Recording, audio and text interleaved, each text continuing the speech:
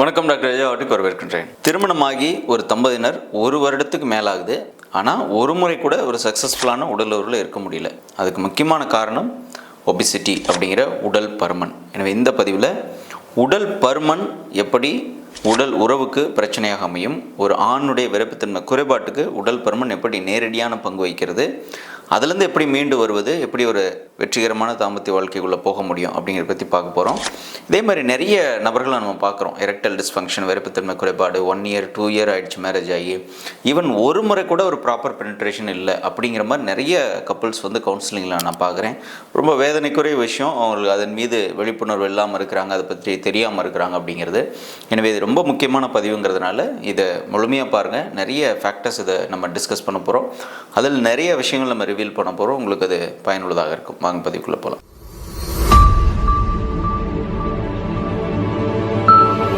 அதாவது ஆண் விரைப்புத்தன்மை, ஆண்குறி எழுச்சி அப்படிங்கிறது ஏதோ நம்ம கண்ணை மூடினோடனே வர்றதோ அல்லது மனசில் நினைச்சோடனோ தானாகவே ஆண்குறி மட்டுமே செயல்பட்டு வர்றது கிடையாது. எப்போ நம்ம செக்ஷுவலாக திங்க் பண்ணுறோமோ அப்போது நம்ம மூளையில் உருவாகக்கூடிய ஹார்மோன்ஸ் மற்றும் நைட்ரிக் ஆக்சைடு இது சிக்னலை பாஸ் பண்ணி இதயத்தை வேகமாக பம்ப் பண்ண வச்சு அந்த இதயத்திலிருந்து வெளியேறக்கூடிய இரத்தமானது ஆண்குறிக்கு நேராக அதிகமாக செலுத்தப்படும் பொழுது ஒரு இயல்பு நிலையில் இருக்கக்கூடிய ஒரு ஆண்குறியானது ரிஜிடாக ஸ்டிஃபாக மாறணும். அதனுடைய அளவு, அதனுடைய நீளம், அதோட ரிஜிடிட்டி இது அதிகரிக்கிறதா இந்த எழுச்சி அல்லது விரைப்புத்தன்மை அப்படின்னு சொல்கிறோம். இது உடலுறவுக்கு, அதாவது பெண்ணுறுப்பில் செலுத்தி உடலுறவு வைத்துக் கொள்வதற்கு தயார் பண்ணக்கூடிய ஒரு நிலை தான் விரைப்புத்தன்மை அப்படிங்கிறது.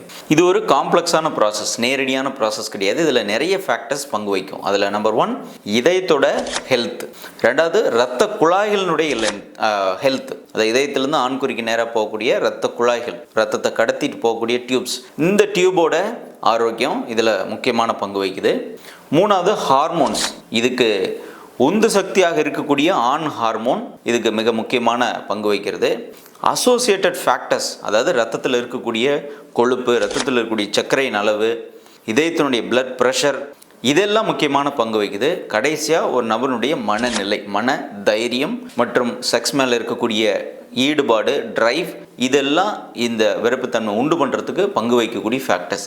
இதில் எது பிரச்சனையாக இருந்தாலும், நான் சொன்ன ஃபேக்டர்ஸில் எது சரியாக இல்லை அப்படின்னாலும் எரெக்ஷனில் பிரச்சனை வரதுக்கு நிறைய வாய்ப்பு இருக்குது. குறிப்பாக இந்த தம்பதிகளில் திருமணமாகி 1 இயர் ஆகியும் ஒரு முறை கூட கான்டாக்டில், but they have tried many times, பல முறை முயற்சி பண்ணியும் எரெக்ஷன் ப்ராப்பராக வரல, அவங்கள ப்ராப்பராக பெனிட்ரேஷன் பண்ணல, பெரிய சிக்கலாக பிரச்சனையாக இருக்கக்கூடிய ஒரு சூழ்நிலை. அதுக்கு காரணம் என்ன? அவருடைய உடல் பருமன் கிட்டத்தட்ட 90 கிலோவுக்கு மேலே இருக்கார். இப்போ உடல் பருமன் அதிகரிக்கும் பொழுது 2 முக்கியமான பிரச்சனைகள் வரும். 1 இதயத்தினுடைய ஆரோக்கியம். ஸோ உடல் பருமன் அதிகரிக்கும் பொழுது உங்களோட ரத்தம் போகக்கூடிய இடமும் அதிகமாகுது. ஒரு மோட்டார் வச்சு 1 ஏக்கருக்கு நீர் பாய்ச்சறதுக்கும் ஒரு மோட்டார் வச்சு 2 ஏக்கருக்கு நீர் பாய்ச்சறதுக்கும் இடையே ஏற்படக்கூடிய வித்தியாசம் தான் உடல் பருமன் அதிகரிக்கும் பொழுது உங்களோட டோட்டல் சர்க்குலேட்டரி சிஸ்டம் டல் ஆகிறதுக்கான அந்த விஷயத்தை நம்ம அப்படி தான் புரிஞ்சுக்கணும். அப்போ இதயத்திலிருந்து செலுத்தப்படக்கூடிய ரத்தம் ஆண்குறிக்கு போகும்பொழுது பற்றாக்குறை ஏற்பட்டாலும் விருப்பத்தன்மை வரல உடல் பருமனில். 2வது உடல் பருமன், ஒபிசிட்டி இருக்கிறவங்களுக்கு இந்த வாஸ்குலர் டிசீஸ் அப்படிங்கிற, அதாவது இரத்த குழாய்களினுடைய இன்னர் லைன், எண்டோத்தீலியம் அப்படின்னு சொல்கிறோம். இந்த எண்டோத்தீலியம் லைனிங்கில் ஏற்படக்கூடிய இன்ஃப்ளமேஷனால் இரத்த குழாய்கள் விரிவடைகிறதுக்கு பதிலாக அதிகமாக சுருங்க செய்யும். எப்போவுமே இரத்த குழாய்கள் செக்ஷுவல் டிரைவ் இருக்கும் பொழுது விரிவடையும், பெருசாக விரிவடையும் பொழுது தான் ஆண்குறிக்கு நேராக அதிகமான இரத்தத்தை புஷ் பண்ண முடியும். ஆனால் உடல் பருமன் இருக்கும் பொழுது இந்த எண்டோத்தீலியல் இன்ஃப்ளமேஷன் இருக்கிறதுனால இரத்த குழாய்கள் ஸ்டிஃபாக இருக்குது. அதால் முழுமையான இரத்தத்தை வாங்கிக்கிற அளவுக்கு அதால் டைலேட் ஆக முடியல. அந்த காரணத்தினால தான் மனசில் ஆர்வம்லாம் இருந்தாலும் கூட அங்கே செயல்பாட்டில் உடல் மாற்றங்கள் எதுவும் விருப்பத்தன்மையில் ஏற்படாமல் போகிறதுக்கு முக்கியமான காரணம். 2வது முக்கியமான காரணம் அத்திரோஸ்க்ளரோசிஸ் அப்படிங்கிற கொழுப்பு இரத்த குழாய்களில் படிமானமாக ஏற்படக்கூடியது. இந்த கொழுப்பு ரத்தத்தில் அதிகமாகும் பொழுது இரத்த குழாயோட உள் சுவரில் ஒரு லேயர் ஃபார்ம் ஆகுது. இந்த லேயர் அல்லது அங்கே எங்கேயாவது பிரான்ச்சஸ் எடுக்கிற இடங்களில் ஏற்படக்கூடிய சிறு அடைப்புகளை நம்ம அத்திரோஸ்க்ளரோசிஸ் அப்படின்னு சொல்கிறோம். இது பெருசாக சிம்டம்ஸாக வெளியில் தெரியாது, உள்ளானா இருந்துகிட்ருக்கும். இதன் காரணமாகவும் இரத்த குழாய்களோட கிளாகிங் இருக்குது, இரத்த குழாய்கள் முறுக்கிட்டு இருக்கிறது, நேரோவாக இருக்கிறது, அடைப்பாக இருக்கிறது, ஒரு ஒரு ஒரு ஒரு ஒரு 2 mm ஹாலோ இருக்கணும் அப்படின்னா 2 mmக்கு 1 mm தான் அங்கே கேப் இருக்குது அப்படிங்கிற மாதிரி இருக்கிறது. ஏன்னா ஆண்குறி வரைக்கும் வரக்கூடிய இரத்த குழாய்கள்லாம் மேஜராக இருக்குது. ஆனால் ஆண்குறிக்கிட்ட வரக்கூடிய இரத்த குழாய்கள் ரொம்ப ரொம்ப சின்ன டயா இருக்கக்கூடிய இரத்த குழாய்கள் அப்படிங்கிறதுனால லேசான உள் சுவர் படிவு ஏற்பட்டாலும் அங்கே இரத்த ஓட்டத்தை அது தடை பண்ணக்கூடியதாக குறைக்கக்கூடியதாக இருக்கிறது. ஸோ இதெல்லாம் ரொம்ப மைனூட்டான ஃபிசியாலஜி இந்த எரெக்டைல் டிஸ்ஃபங்க்ஷனில் கொழுப்போட பங்கு இருப்பது. அடுத்ததாக ஹார்மோனல் ஃபேக்டர்ஸ். இந்த ஒபிசிட்டி இருக்கிறவங்களுக்கு டெஸ்டோஸ்டரான் அப்படிங்கிற ஆண்மை ஹார்மோன் சுரக்காதான்னு கேட்டிங்கன்னா அப்படி இல்லை, சுரக்கும். நீங்கள் ஈவன் பிளட்டில் செக் பண்ணால் கூட கொஞ்சம் நார்மலாக தான் காட்டும். ஆனால் இந்த ஒபிசிட்டி இருக்கிறவங்களுக்கு உடலில் அடிப்போஸ் டிஷ்யூ அதிகமாக இருக்கிறதுனால இந்த அடிப்போஸ் டிஷ்யூவில் இருக்கக்கூடிய கொழுப்பு ஆர்மட்டேஸ் அப்படிங்கிற ஒரு என்சைம் சுரக்குது. இந்த ஆர்மட்டேஸ் என்ன பண்ணுது அப்படின்னா டெஸ்டோஸ்டிரானை ஈஸ்ட்ரோஜனாக ஈஸியாக கன்வெர்ட் பண்ணும். இந்த ஈஸ்ட்ரோஜனுங்கிறது பெண்மைக்கான ஹார்மோன், ஆண்மைக்கான ஹார்மோன் இல்லை அப்படிங்கிறதுனால உங்களுக்கு ஆண்மை சக்தியில் பிரச்சனை வரதுக்கு வாய்ப்பு இருக்குது. இது ஒரு முக்கியமான ஒரு ஹார்மோனல் ஃபேக்டர். ரெண்டாவது, டெஸ்டோஸ்டரானோட சென்சிட்டிவிட்டி கம்மியாகுது ஒபிசிட்டி இருக்கிறவங்களுக்கு. அதுக்கு காரணம் பிளட் ப்ரெஷராக இருக்கலாம், அல்லது உடலில் வந்து ஒபிசிட்டி இருக்கிறவங்களுக்கு எப்போவுமே வந்துட்டு more prone to develop type 2 diabetes, sugar sensitivity அவங்களுக்கு இருக்கும். ஸோ இதன் காரணமாக அவங்களோட டெஸ்டோஸ்டரானோட சென்சிட்டிவிட்டி மற்றும் செக்ரேஷன் குறைவாக இருக்கிறதுக்கு நிறைய வாய்ப்புகள் இருக்குது. இந்த ரத்தத்தில் கலந்திருக்கக்கூடிய hormone imbalances, sexual hormone imbalance, ஆண்மைக்கான ஹார்மோன் குறைவாகவும் பெண்மைக்கான ஈஸ்ட்ரோஜன் மாதிரியான ஹார்மோன் அதுக்கு ஈக்குவலாகவும் போயிடுச்சு அப்படின்னா எரெக்ஷன் வரதில் பிரச்சனை இருக்குது. இதெல்லாம் ஹார்மோனல் ஃபேக்டர்ஸ். மூணாவது, லோ செல்ஃப் எஸ்டீம். உடல் பருமன் இருக்கிறவங்களுக்கு அவங்க மேலேயே அவங்களுக்கு ஒரு கான்ஃபிடென்ட் கம்மியாயிடுது. அவங்களோட பாடி இமேஜ் பார்க்கும் பொழுதோ அல்லது மற்றவங்க கூட கம்பேர் பண்ணும்போதோ அவங்களுக்கு ஒபிசிட்டி இருக்கிறவங்களுக்கு தமிழில் ஏற்படக்கூடிய லோ செல்ஃப் எஸ்டீம் அவங்களோட செக்ஷுவல் ட்ரைவை குறைக்குது. ரெண்டாவது, பெர்ஃபார்மன்ஸ் ஆன்சைட்டின்னா நம்மளால் உடல் உள்ள ஈடுபட முடியல அப்படிங்கிற ஒரு பயத்துக்கு வந்துடுவாங்க.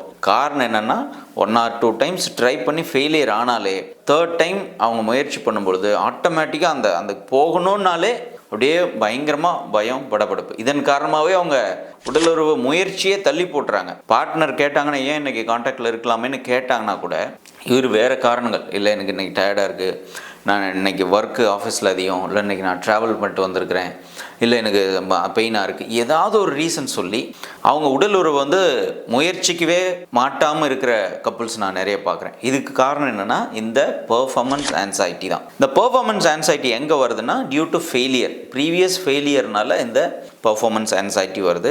இந்த ஆன்சைட்டி அப்படிங்கிற ஒன்று வந்துருச்சு, அதாவது பயன்ற ஒன்று வந்துருச்சுனாலே செக்ஷுவல் ஃபீல் ஆட்டோமேட்டிக்காக கம்மியாயிடும். காரணம் என்னென்னா பயம் அப்படிங்கிற உணர்வு நேரடியாக உடம்புல அட்ரினலின் அதிகப்படுத்துது. இந்த அட்ரினலின் அதிகமாச்சு அப்படின்னா உங்களுக்கு இரத்த குழாய்கள் சுருங்க தான் செய்யுமோ தவிர டைலேட் ஆகாது. எப்போ நம்ம கோவப்படுறோம், எப்பெல்லாம் பயப்படுறோம், எப்போ நம்ம ஸ்ட்ரெஸ் ஆகிறோமோ இப்பெல்லாம் இந்த டைம்லலாம் அட்ரினலின் புஷ் அதிகமாக இருக்கும். இந்த அட்ரினலின் அதிகமாக மிக்ஸ் ஆச்சுன்னா பிளட்டில் இரத்த குழாய் ஸ்டிஃபாக நிற்கும், அப்படியே கன்ஸ்ட்ரிக்டட், அது சுருங்க தான் செய்யுமோ தவிர இரத்த குழாய்கள் விரியாது.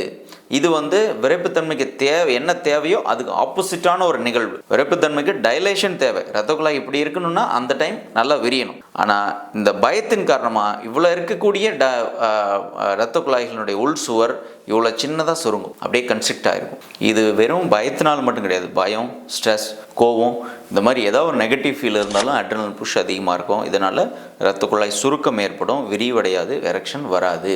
ஆண்குறியில் எந்த மாற்றத்தையும் நீங்கள் உண்டு பண்ண முடியாது. ஸோ இதெல்லாம் major factors obesity were linked with erectile dysfunction. அப்போ நம்ம அட்ரஸ் பண்ண வேண்டியது என்ன அப்படின்னா, வெறுமனே விரைப்புத்தன்மைக்காக நீங்கள் போய் பல இடங்களில் மருந்து வாங்கி சாப்பிட்றது. நான் கவுன்சிலிங் பண்ணுற நிறைய பேர் பார்த்தீங்கன்னா ஒரு மாதத்துக்கு 20,000 நான் மருந்து வாங்கி சாப்பிட்டேன், இங்கே ஃபோன் பண்ணி கேட்டேன், ஆன்லைனில் வாங்கி சாப்பிட்டேன், அங்கே இங்கேன்னு வரவங்கெல்லாம் பயங்கர காஸ்ட்லி என்னென்னோ பண்ணி வச்சுருக்கிறாங்க.